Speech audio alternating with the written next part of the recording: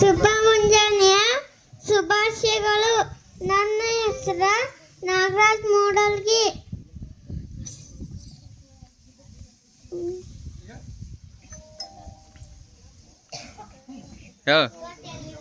ರಾಷ್ಟ್ರ ಹಬ್ಬಕ್ಕೆ ಆಗಮಿಸಿರುವಂತ ಸನ್ಮಾನ್ಯ ಅಧ್ಯಕ್ಷರೇ, ಅತಿಥಿಗಳೇ, ಗುರುಗಳೇ ಹಾಗೂ ನನ್ನ ಸಹಪಾಠಿಗಳೇ, ನಿಮಗೆಲ್ಲರಿಗೂ ಸ್ವಾತಂತ್ರ್ಯ ದಿನಾಚರಣೆಯ ಶುಭಾಶಯಗಳು. ಭಾರತ ದೇಶ ಮೊದಲು ಬ್ರಿಟಿಷರ ಆಳ್ವಿಕೆಯಲ್ಲಿತ್ತು. ಆಗಸ್ಟ್ 14